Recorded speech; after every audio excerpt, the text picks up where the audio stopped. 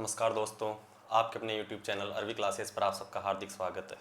जैसा कि आप सबको पता है, अपन पिछली क्लास में राजस्थान ज्योग्राफी पढ़ रहे थे। राजस्थान ज्योग्राफी में अपन ने उत्तरी अरावली और मध्य अरावली पे विस्तार से चर्चा की थी। एक बार अपन पिछली क्लास का रिवीजन कर लेते हैं, उसके बाद अपन आज आगे दक्षिण अरावली पर चर्चा करेंगे।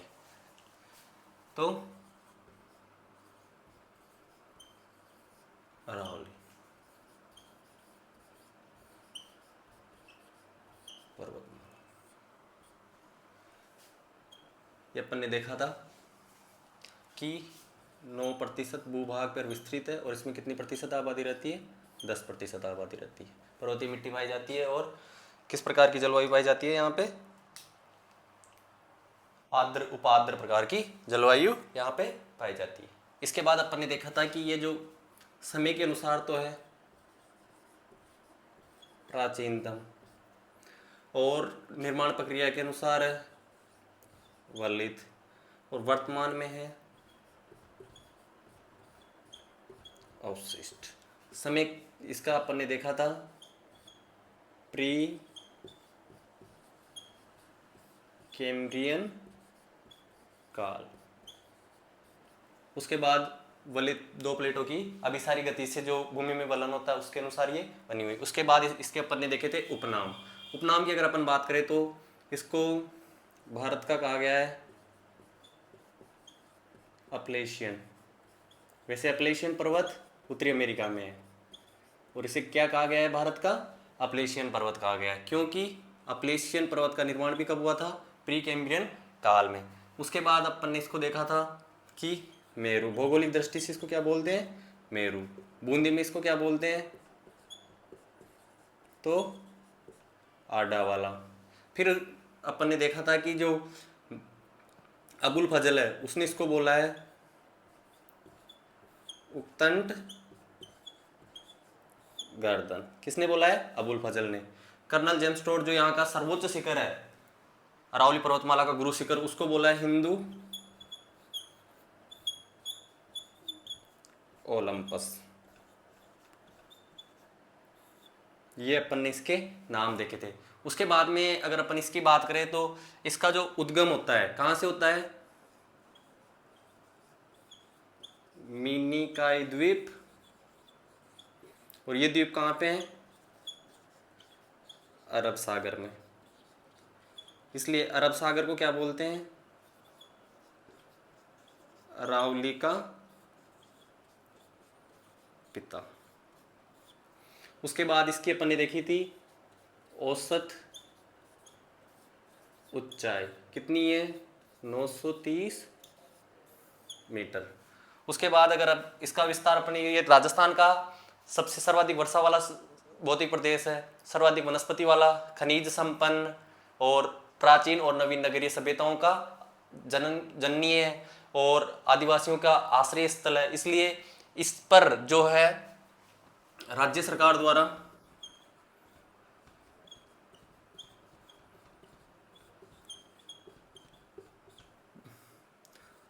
बजट का व्यय क्या होता है?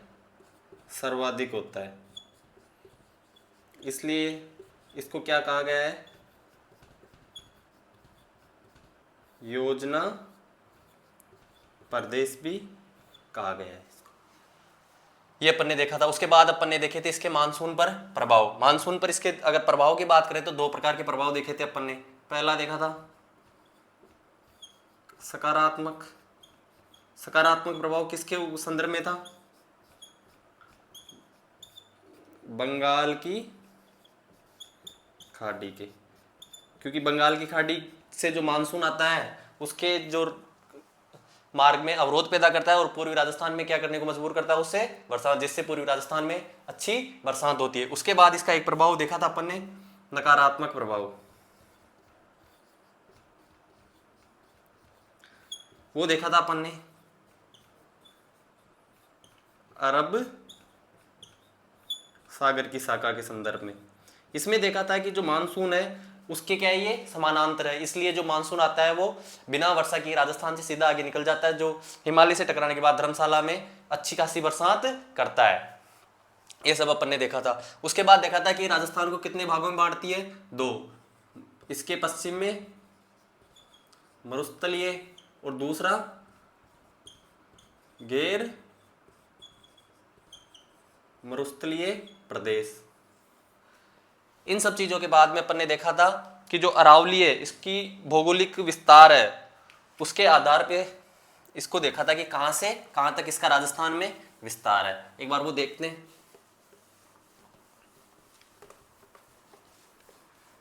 भाई अरावली जो पर्वतमाला है कहां से स्टार्ट हो रही है अपने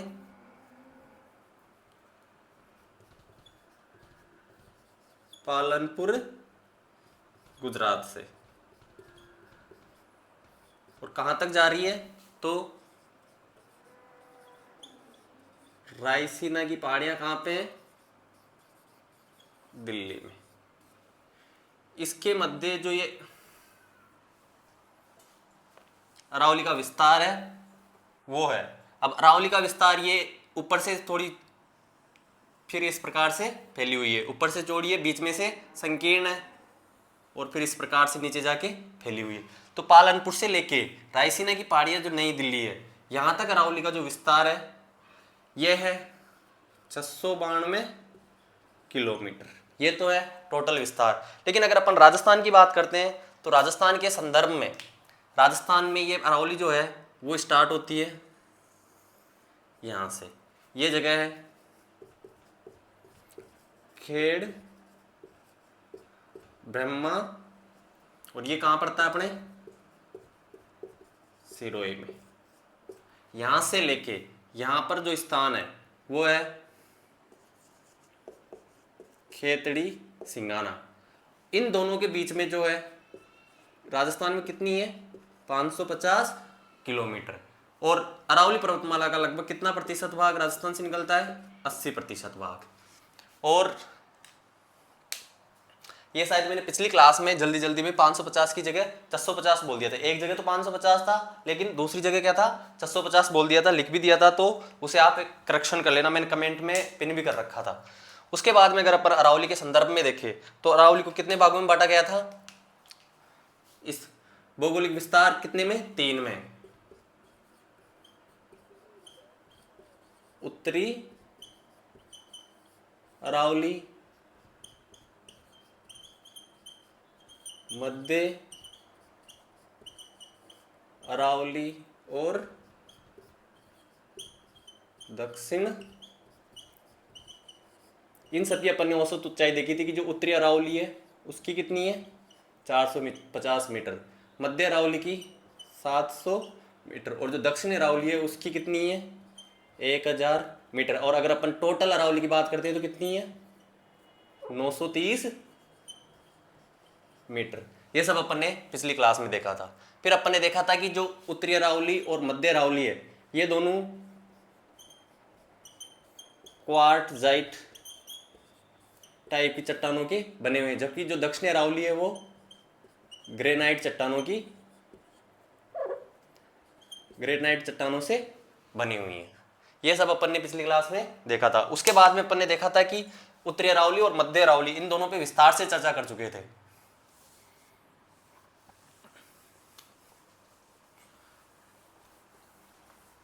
उत्तरी अरावली और मध्य अरावली अगर अपन मैप में देखें राजस्थान के संदर्भ में तो जो अरावली है वो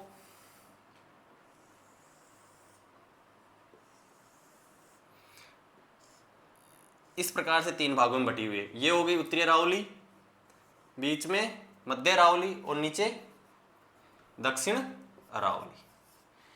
इस प्रकार जो इधर वाला जो स्थान होता है वो तो सिरोही जिले का खेड़ ब्रह्मा और नीचे उदयपुर तक, ऊपर यहाँ पे मान लो खेतड़ी और इधर नीचे खेड़तल, जो नया जिला भी बनाया ना अभी खेड़तल तिजारा। यहाँ पे जो उत्तरी और मध्य अरावली की जो सीमा है वो आती है सांबर के आसपास का क्षेत्र और सांबर से लेके जो देवगढ़ है वो क्षेत्र आता है किसमें मध्य अरावली में। देखो मध्य अरावली बिल्कुल संकीर्ण है, उत्तरी अरावली इसकी अपन ने अगर हाइट देखी तो कितनी है 450 मीटर, 700 मीटर और 1000 मीटर। अब ये जो नीचे वाली है किस चट्टानों से है ग्रेनाइट से, ये अपन ने देख लिया। और ऊपर वाली दोनों क्वार्टजाइट या फाइलाइट चट्टानों से बनी हुई है। इधर भी इसके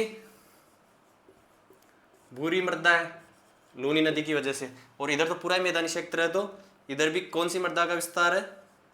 भूरी मृदा का क्या है? विस्तार है। ये अपन ने वैसे पहले देख लिया, रिवाइज के हिसाब से अपन देख रहे हैं।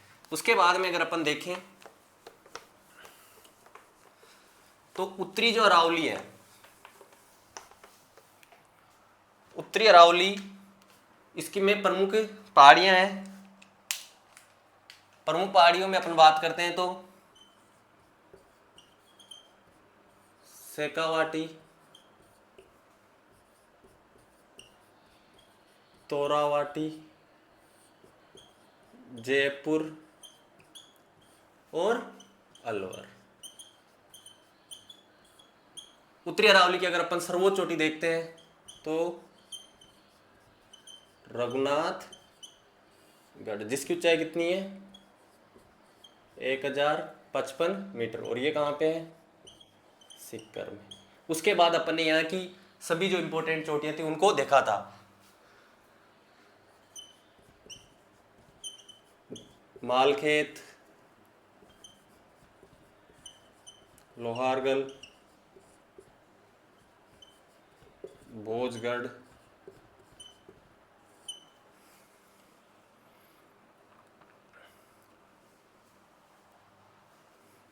खो, बहरांच, बाबाई,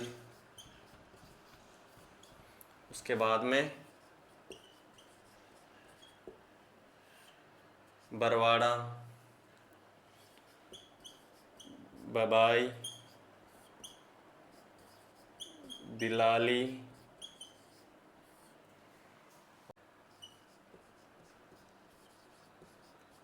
मनोहरपुरा, और उसके बाद में अपन ने देखी थी बैराट की पहाड़ियाँ।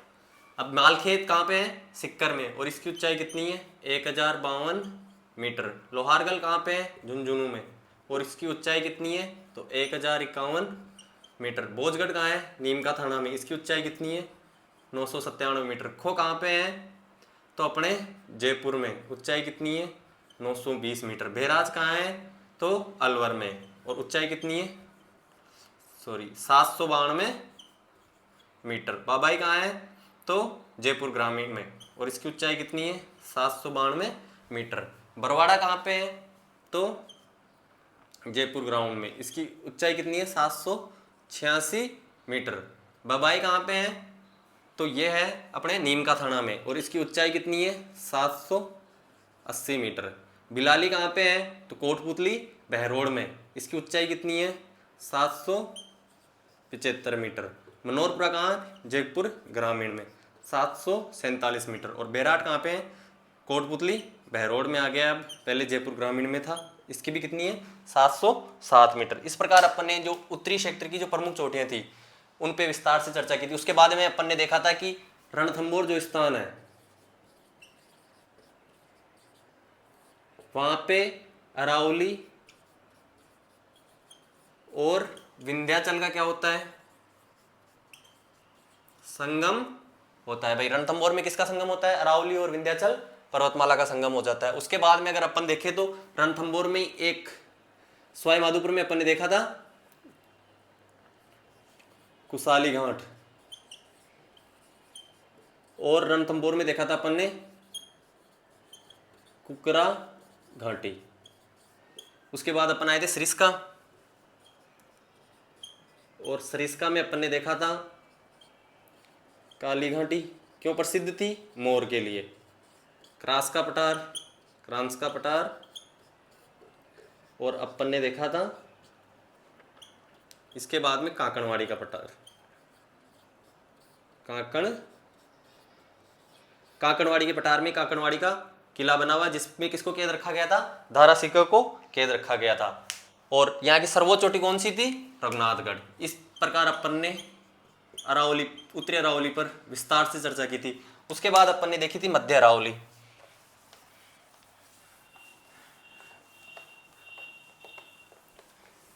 मध्य अरावली का विस्तार अपन ने देखा था कि सांबर से देवगढ़ के मध्य अजमेर, ब्यावर और उत्तरी राजसमंद जो जिला है उसमें। तो मध्य जो अरावली है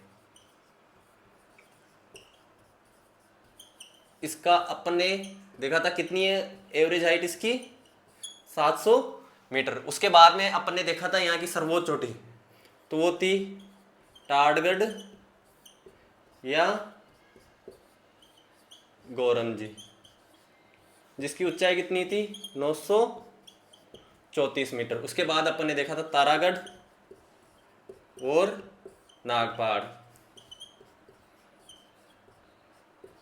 तारागढ़ की ऊंचाई कितनी थी तो 873 मीटर और नागपहाड़ की 795 मीटर, ये अपन ने देखा था। उसके बाद में देखा था कि जो मध्य अरावली है, अरावली का सबसे कैसा भाग है, संकीर्ण भाग है, इसलिए यहां पे क्या पाए जाते हैं, नाल या दर्रे।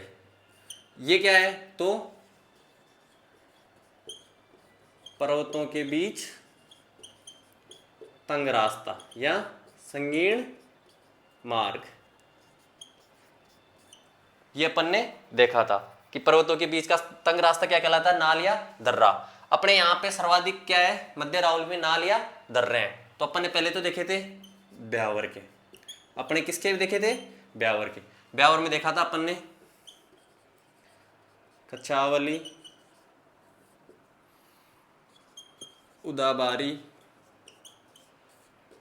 सरूपा घाट और उसके बाद में देखा था पीपली। पीपली यहाँ का क्या था, सर्वोच्च, ठीक है। उसके बाद में अपन ने देखा था भरदर्रा। यहाँ से कौन सा मार्ग निकल रहा है, ब्यावर से जो जोधपुर जाता है वो मार्ग निकल रहा है।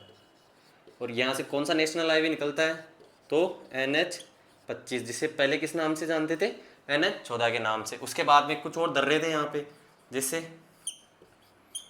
पखारिया दर्रा। तो ये किसको जोड़ता है, ब्यावर को मसूदा से। मसूदा के पास में देवमाली है, लोक देवता का जो मंदिर है वहां पे, देवनारायण जी भगवान का ना। उसके बाद में पखारिया दर्रा के बाद में देखे तो सिसूरा शिवपुरा घाट, ये है जो ब्यावर को किससे जोड़ता है, विजयनगर से।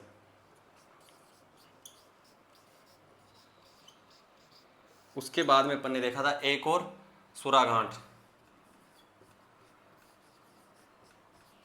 जो ब्यावर को किससे जोड़ता है, भीलवाड़ा से। फिर अपन ने देखे थे रासमंद के दर्रे, उत्तरी रासमंद में अपन ने सबसे पहले देखा था कामली घाट। ये क्या करता है, जोजावर को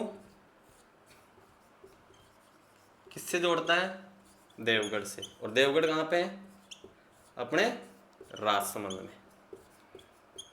ठीक है। उसके बाद अपन ने देखा था कामली घाट के अलावा वहां पे दिवेर की नाल, और यहां से किसका उद्गम होता है, कोठारी नदी का। उसके बाद अपन ने देखा था गोरम घाट, और गोरम घाट में अपन ने देखा था कि पाली और रासमंद की सीमा पर एक क्या है, पर्यटन स्थल है। एक तरह से पर्यटन का मुख्य रीजन वहां का स्थित क्या है, जोगमंडी झरना, और इस झरने की वजह से वहां पे खूब पर्यटक जाते भी है। इसके अलावा अगर अपन बात करें तो ये जो गोरम घाट है, ये राजस्थान का सबसे पहले सौर ऊर्जा से प्रकाशित होने वाला रेलवे स्टेशन है। इतनी बातें अपन ने पिछली क्लास में कर ली थी मध्य अरावली तक। आज अपन पढ़ेंगे दक्षिण अरावली। आई होप आप सब साथ के साथ पढ़ रहे होंगे और याद भी कर रहे होंगे। देखो, अगर राजस्थान का जो भौतिक प्रदेश है उसको याद कर लेते हैं तो बाकी जो चीजें हैं वही ना, बेस मजबूत हो तो कुछ भी कर सकते हैं। तो ये राजस्थान के लगभग भूगोल का 50% हिस्सा यहीं से अगर आप अच्छे से कर लेते हो तो चीजें अच्छे से कनेक्ट हो पाती है। और अगर आप भौतिक प्रदेश अच्छे से नहीं करोगे तो फिर आगे चीजें ऐसी ही परेशान करती रहेगी। उसके बाद अगर अपन बात करें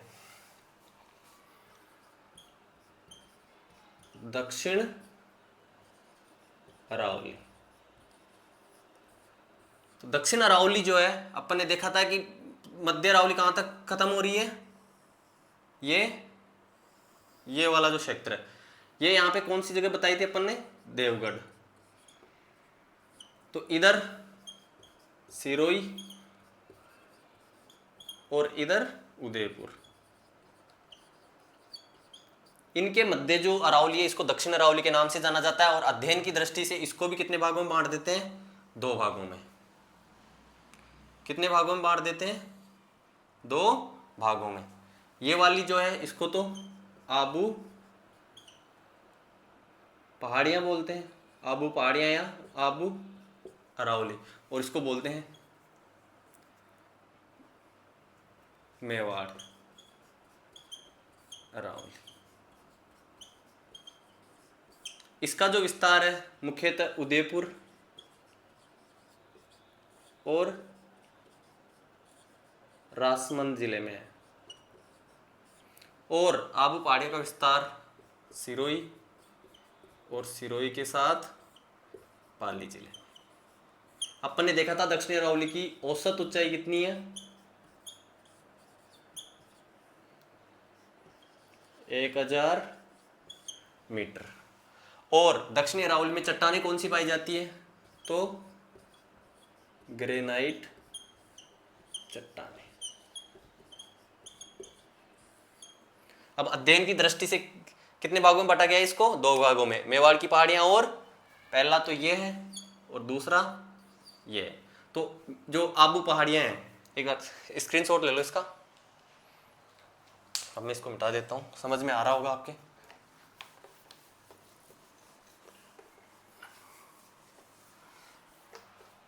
जो अपन ने इसको कितने भागों में बांटा है, 2 भागों में। एक तो आबू अरावली या आबू पहाड़, और दूसरी मेवाड़। तो आबू जो अरावली है इसी में इसका जो सर्वोच्च शिखर है अरावली पर्वतमाला का, सर्वोच्च चोटी कौन सी है, गुरु शिखर, गुरु शिखर, जिसे संतों का शिखर भी कहा गया है। और कर्नल जेम्स टॉस ने इसको क्या बोला है, हिंदू ओलंपस। इसकी ऊंचाई कितनी है, 1722 मीटर। ये ध्यान रखना, ये किसकी है, आबू अरावली की भी है और अरावली की भी है। तो अरावली की सर्वोच्च चोटी कितनी है, 1722 मीटर। और कौन सी है, गुरु शिखर। ये कहां पे है, सिरोही में। और अगर मेवाड़ पहाड़ियों की बात करें तो इसकी सर्वोच्च जो चोटी है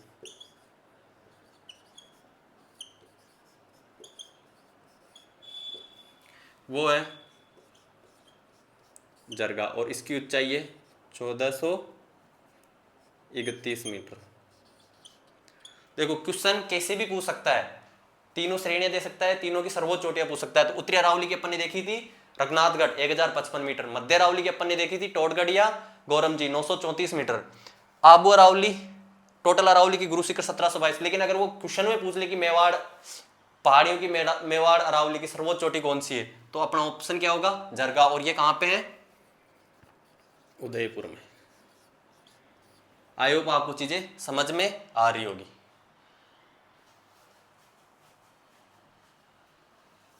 स्क्रीनशॉट ले लो इसका।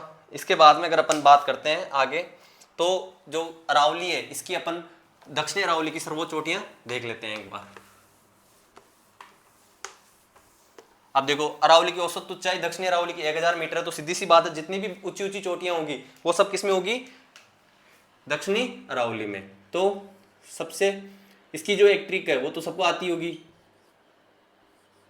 गुरु के शेर, दिल से जरा आस करो। इसमें अरावली की जो टॉप 6 चोटियां हैं वो आ जाती है। पहली कौन सी है, गुरु शिखर, और ये कहां पे है, 22 मीटर और सिरोही। उसके बाद में अगर अपन देखते हैं तो गुरु शिखर का गुरु, गुरु के बाद शेर, इसकी है 1597 मीटर और ये भी कहाँ है, सिरोही में। तीसरी है देलवाड़ा और इसकी है, ये भी कहाँ पे है, सिरोही में। उसके बाद में चौथी जो चोटी आती है वो है जरगा और इसकी है कितनी, 1431 मीटर। ये कहाँ पे है, उदयपुर में। गुरु, शेर, दिल से, जरा, आस, आस से अचलगढ़, और अचलगढ़ की ऊंचाई कितनी है, 1380 मीटर। ये भी कहाँ पे है, सिरोही में। और जो छठी जो चोटी है वो है कुंभलगढ़ और इसकी कितनी है, 1224 मीटर। ये कहाँ पे है, राजसमंद।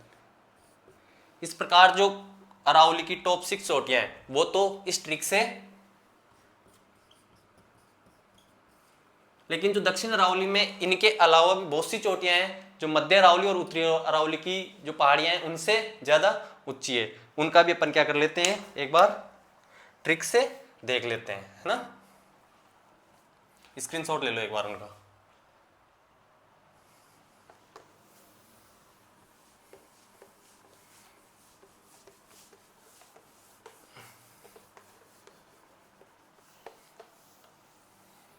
अब जो नीचे वाली चोटियां हैं उनकी जो ट्रिक है,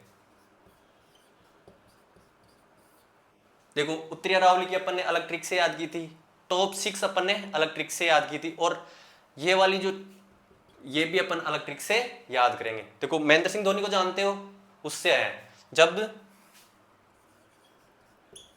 धोनी की जय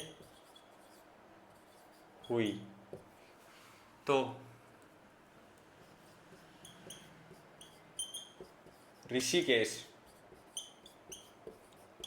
ऋषिकेश में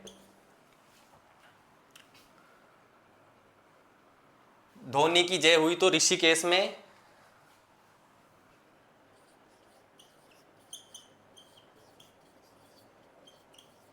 कमल सुंदा मांकड़, इसका नाम है, पूरा नाम है, एक व्यक्ति का नाम है कमल सुंदा माकड़, क्या करने लगे,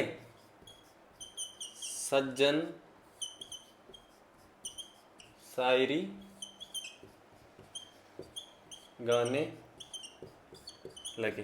देखो ट्रिक जरूरी नहीं है तुम यूज में ही लो, लेकिन जो ये चोटियां होती है इनको याद करने के लिए ट्रिक मेरे हिसाब से जरूरी होती है। मेरे से जैसी बनी वैसी मैंने आपके लिए बना दी, आपकी हेल्प जरूर होगी, लेकिन अगर आप इससे बेहतरीन और इससे अच्छी बना सकते हो तो आप खुद की ट्रिक, बोलते हैं ना ट्रिक हमेशा खुद की यूज में लेनी चाहिए। अगर खुद बना सकते हो, खुद सक्षम हो, तो ट्रिक बना के तुम खुद भी ट्रिक से याद कर सकते हो। अर्थात धोनी की जब जय हुई तो ऋषिकेश में कमल सुंदा माकड़ नाम का व्यक्ति क्या करने लगा, सज्जन शायरी गाने लगा। तो इससे आता है धोनिया। दूसरा आता है जयराज। तीसरा आता है धोनिया, जयराज, ऋषिकेश।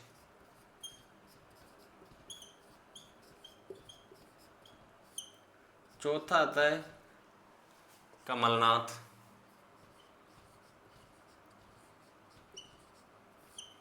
पांचवा आता है अपने सुंदा पर्वत,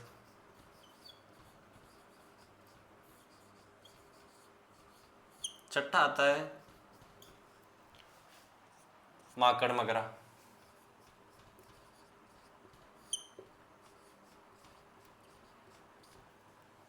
सातवां आता है अपने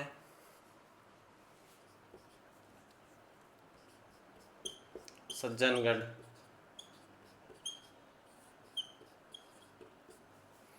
आठवां आता है अपने सायरा,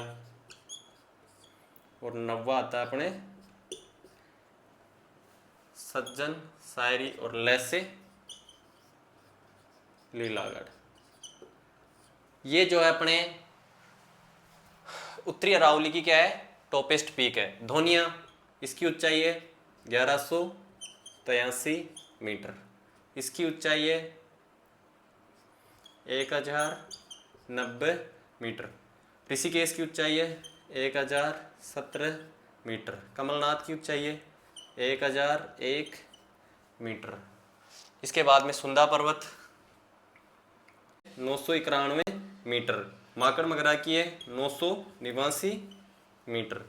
उसके बाद सज्जनगढ़ है अपने 938 मीटर, और सायरा है अपने 900 मीटर। लीलागढ़ 874 मीटर। इस प्रकार अपन ने जो दक्षिणी अरावली थी उसकी लगभग सारी चोटियां। धोनिया कहाँ पे है? उदयपुर में। जयराज कहाँ पे है? सिरोही में। ऋषिकेश कहाँ पे है? सिरोही में। कमलनाथ उदयपुर। सुंदा पर्वत कहाँ पे है? जालोर में। और यहीं पे राजस्थान का फर्स्ट क्या लगा था? रोपवे। कब लगा था? 2006 में।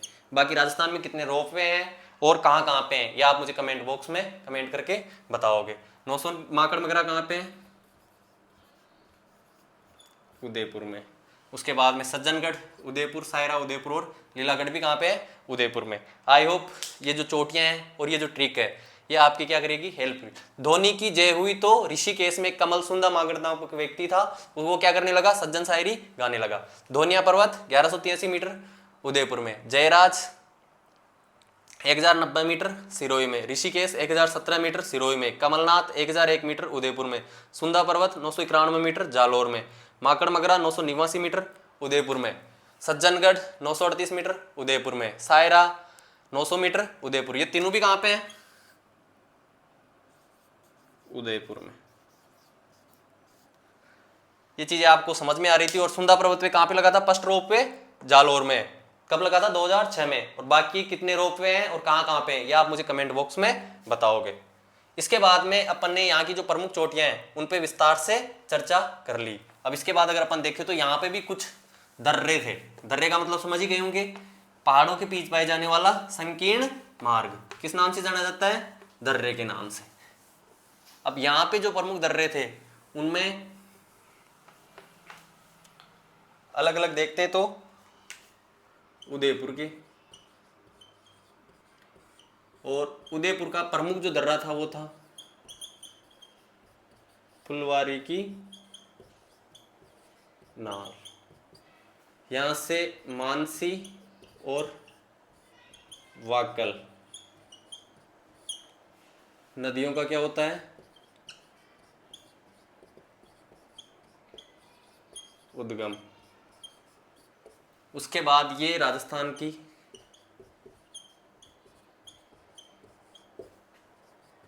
सबसे बड़ी नाल। सबसे बड़ी क्या है? नाल। फुलवारी की नाल होगी। उसके बाद में अगर देखें तो यहाँ पे हाथी नाल,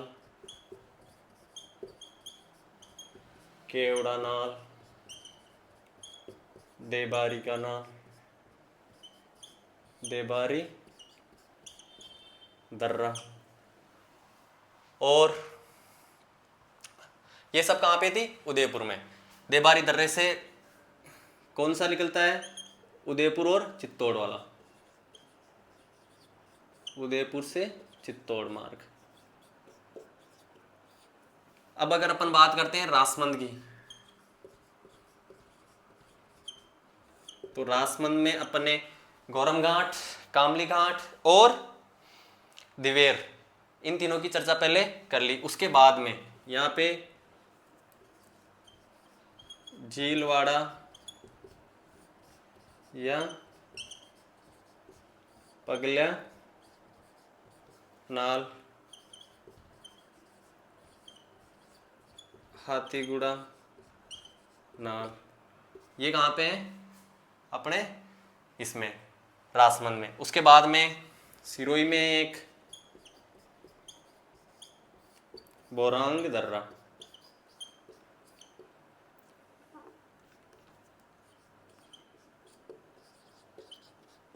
तो ये जो दक्षिणी अरावली थी उसकी प्रमुख नाल और दर्रे थे। स्क्रीनशॉट ले लो आप इनका। फुलवारी की नाल कहाँ पे थी?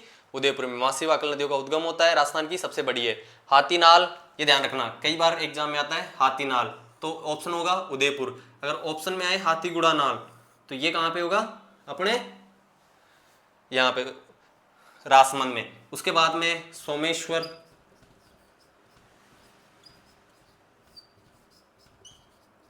ये कहाँ पे? पाली में। इनका आप एक बार स्क्रीनशॉट ले लो। चीजें समझ में आ रही होगी आपको सब?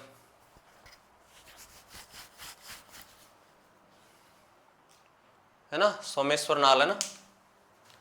अब इसके बाद में अपन देखते हैं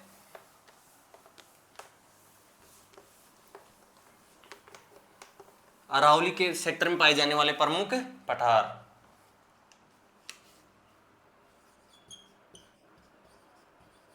अरावली के प्रमुख क्या है? पठार। देखो,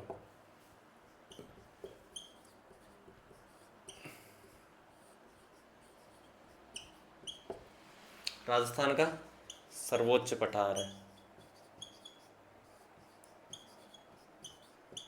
ऊंचाई इसकी लगभग 1360 मीटर, 60 या 80 मीटर है ना। और कहाँ पे है? सिरोही में। दूसरा आता है अपना आबू पर्वत। नाम के आगे पर्वत लगा हुआ है, लेकिन ये एक क्या है? पठार है। और इसकी ऊंचाई कितनी है? तो 1200 मीटर।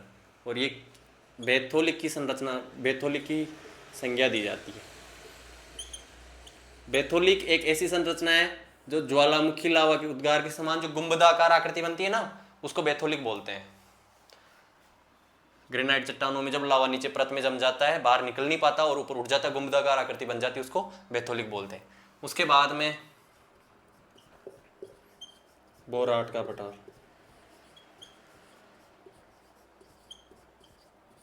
तो कुंभलगढ़ से किसके मध्य? गोगुंदा के मध्य। कुंभलगढ़ से गोगुंदा के बीच का जो पठार है उसको किस नाम से जाना जाता है? बोराट के पठार के नाम से जाना जाता है। फिर भोमट का पठार, तो यह है उदयपुर और डूंगरपुर के सीमावर्ती क्षेत्र में। उदयपुर और डूंगरपुर के सीमावर्ती क्षेत्र में। उदयपुर और डूंगरपुर की जो बॉर्डर है, सीमा लाइन है, उनके जो आसपास का क्षेत्र है, जिसमें क्या अधिकतम कौन सी जनजाति निवास करती है? भील जनजाति निवास करती है। उसके बाद में बोरट भोमट के बाद में एक पठार और है मेवाड़ में, लसाड़िया का पठार। पहले इसे अपन उदयपुर में पढ़ते थे, वर्तमान में ये सलुम्बर जिले में आता है। किसमें? सलुम्बर में। और सलुम्बर में किस, जो जैसमंद झील है,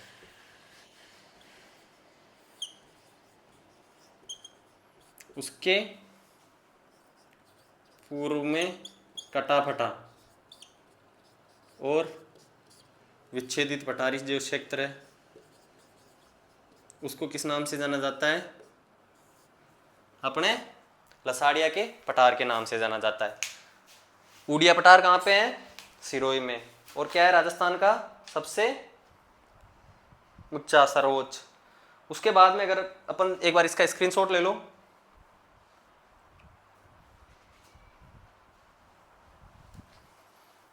स्क्रीनशॉट ले लिया होगा आप लोगों ने। अगर अपन इसकी चर्चा करते हैं,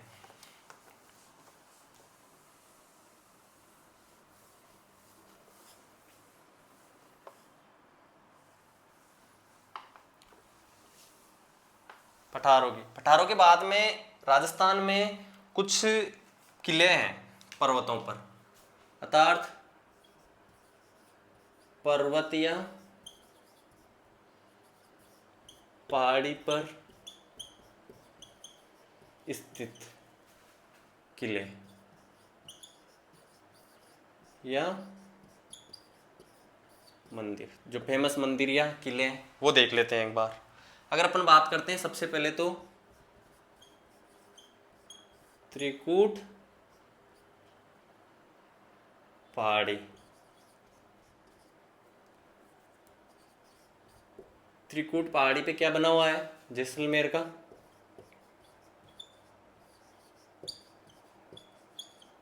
किला, जिसके बारे में कहा था ना कि वहां जाने के लिए किसकी टांगे चाहिए? पत्थर की टांगे। उसके बाद में सेम नाम है, पहाड़ी की जगह क्या है? पर्वत है। यहाँ पे कैला देवी का मंदिर बना हुआ है। और कैला देवी के वहाँ पे जो कौन से की कहाँ पे है? करौली में। और कौन से की चलते हैं? लांगुरिया। त्रिकूट पर्वत के बाद में अगर अपन देखते हैं मानी पहाड़ी, मानी पहाड़ी पे बना हुआ है बयाना का किला। उसके बाद में अगर अपन और देखते हैं तो भामती पहाड़ी,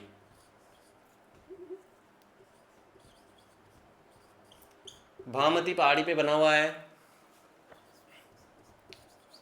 शाहबाद का किला। और शाहबाद कहाँ पे है? राजस्थान के 12 जिले में। भामती पहाड़ी के बाद में अगर अपन देखते हैं तो यहीं पे है कोषवर्धन।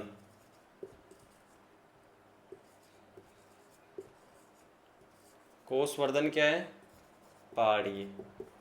और कोषवर्धन पहाड़ी पर जो किला बना हुआ है उसको बोलते हैं शेरगढ़। और ये भी कहाँ पे है? 12 में।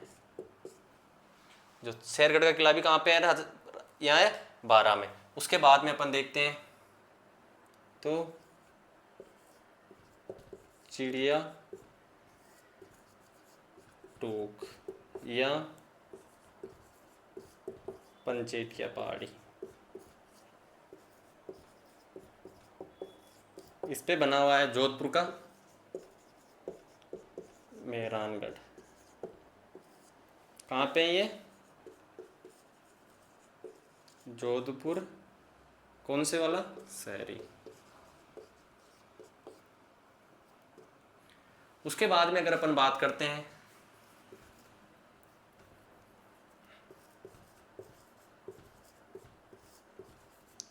कनकाचल या सुवर्ण गिरी, तो यहाँ पे कौन सा बना हुआ है? जालोर का किला।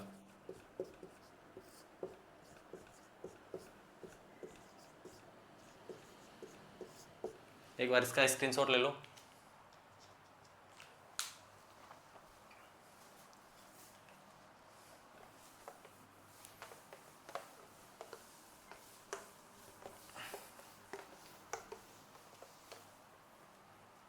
उसके बाद अगर अपन देखते हैं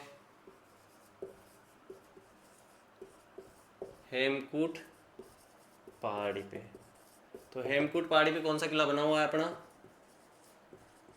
कुंभलगढ़ का। हेमकूट पहाड़ी पे कौन सा बना हुआ है? कुंभलगढ़ का किला। और इसके अलावा भी अगर अपन देखें तो ईगल, ईगल पहाड़ी पे कौन सा बना हुआ है अपने? जयगढ़। ये कहाँ पे है? जयपुर में। और जयपुर का दूसरा कौन सा है? आमेर का। वो किस पहाड़ी पे बना हुआ है? कालिको पहाड़ी पर। कौन सा बना हुआ है? आमेर। और ये भी कहाँ पे है? जयपुर में। इस प्रकार जो राजस्थान की प्रमुख पहाड़ियाँ और उन पर स्थित किले थे उनकी अपन ने विस्तार से चर्चा की। अब अपन चर्चा कर लेते हैं अरावली से जो रिलेटेड प्रमुख शब्दावली है उन पे। तो अरावली से अगर रिलेटेड प्रमुख शब्दावली की अपन बात करते हैं तो पहला शब्द आता है अपने पास भाकर। क्या आता है? भाकर। तो जो सिरोही जिला है उसमें तीव्र ढाल वाली जो पहाड़ियां होती है, सिरोही में स्थित, सिरोही में स्थित तीव्र ढाल वाली पहाड़ियां किस नाम से जानी जाती है? भाकर के नाम से। लेकिन इनको ओनली भाकर बोलते हैं। यदि भाकर और भाकर से पहले पहाड़ी का नाम आ जाए, भाकर बाद में आए और पहले क्या आ जाए? पहाड़ी का नाम, तो वो कहां पे चली जाएगी अपने? जालोर में। जालोर में देखें तो जालोर में कौन कौन से हैं? तो इसराना, भाकर, रोजा, भाकर और झारोल, भाकर। ये सब कहां पे है? अपने जालोर में। जालोर में एक पहाड़ियां हैं जसवंतपुरा की पहाड़ियां।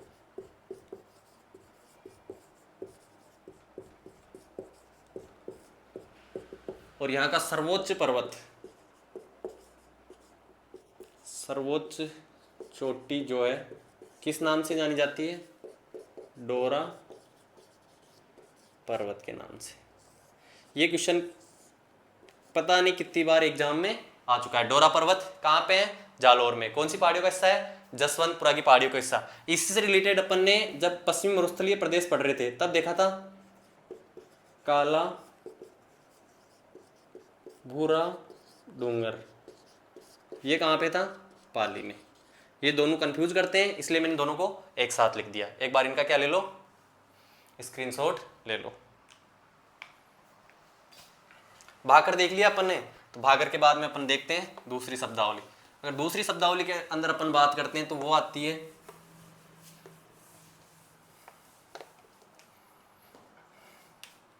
देशहरो। क्या है? देशहरो। तो रागा व जरगा पहाड़ियों के मध्य का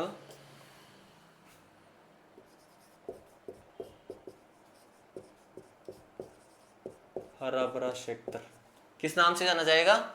देशहरो के नाम से। रागा व जरगा पहाड़ियों के मध्य का हरा भरा जो क्षेत्र है, जरगा कहाँ पे है? उदयपुर में। तो ये जो क्षेत्र है किस नाम से जाना जाता है? देशहरो के नाम से। उसके बाद में अगर अपन बात करें गिरवा, गिरवा है उदयपुर के चारों ओर विस्तृत तस्त्रीनुमा पहाड़ियां। कैसी है? तस्त्रीनुमा पहाड़ियां किस नाम से जानी जाती है? तो अपने गिरवा के नाम से। वह देशहरो रागा व जरगा पहाड़ियों के मध्य का हरा भरा क्षेत्र किस नाम से? देशहरो के नाम से। और जो गिरवा है, उदयपुर के चारों ओर जो विस्तृत पहाड़ियां हैं उनको किस नाम से जाना जाता है? गिरवा के नाम से। फिर आती है अपने पास मेवल। क्या आता है? मेवल। तो डूंगरपुर व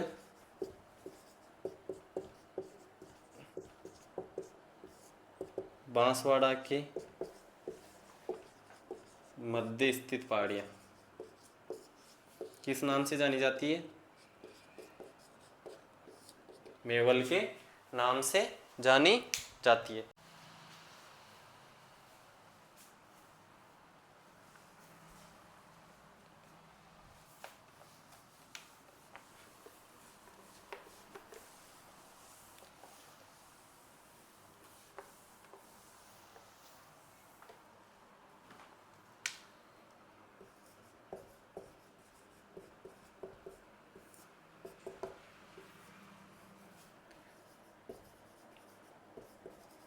मेरवाड़ा जो है मध्य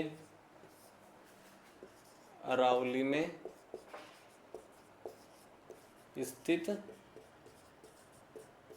पहाड़ियां जो मेवाड़ व मारवाड़ को क्या करती है? अलग करती है।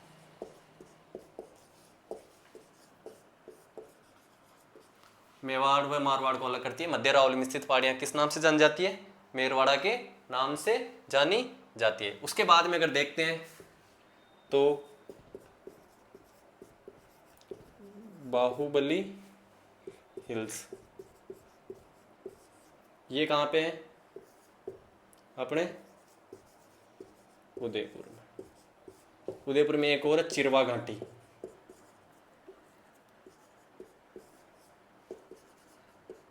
ये भी कहाँ पे है? उदयपुर में। उसके बाद में अगर अपन बात करते हैं कुछ अन्य पहाड़ियों की, तो उनमें आ जाता है अपने शानन की पहाड़ियाँ, ये कहाँ पे हैं? चूरू में। उसके बाद में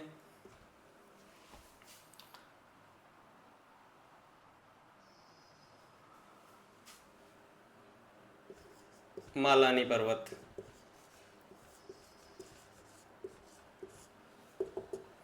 तो बाड़मेर, बालोतरा व जालोर का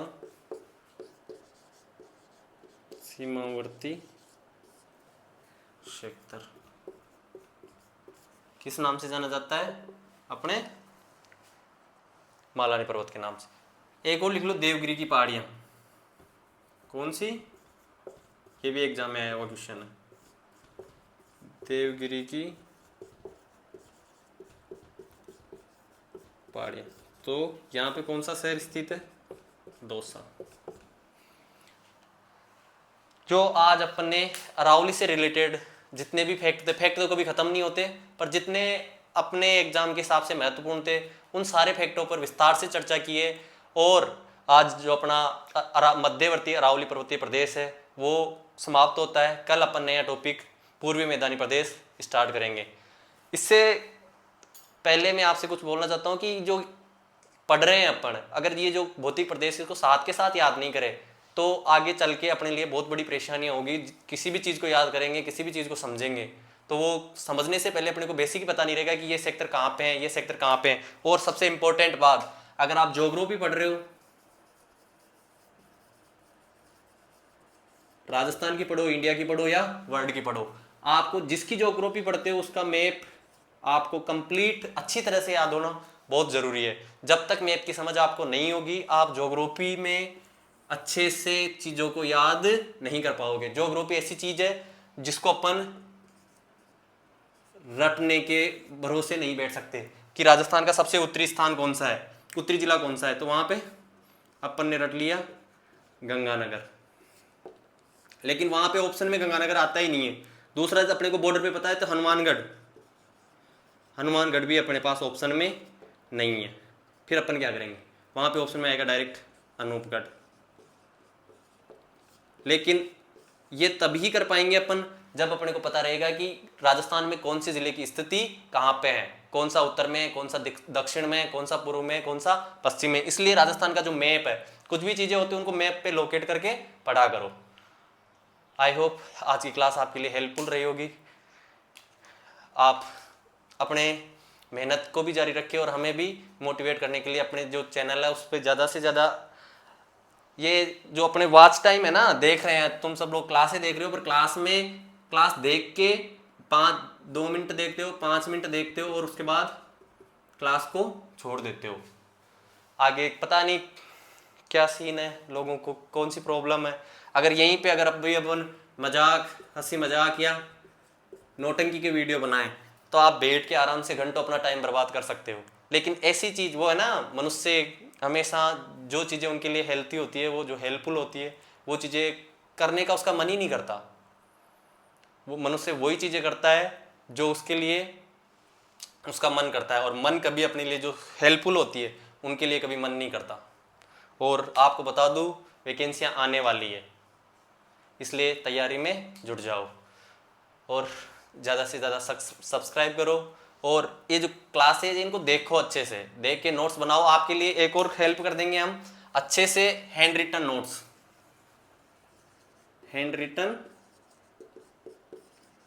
नोट्स तैयार कर रहे हैं हमारे हिसाब से। राजस्थान के किसी भी एग्जाम में उन नोट्स से बाहर कोई क्वेश्चन नहीं जाएगा, इतना तो हमें सभी एग्जाम से ज़्यादा, लेकिन 99% क्वेश्चन अपने इन नोट्स से मिल जाएंगे। बिल्कुल इजी लैंग्वेज में लिखे हुए हैं, जो क्लासें देख लेगा उनके सारे नोट्स आराम से समझ में आ जाएगा। धन्यवाद।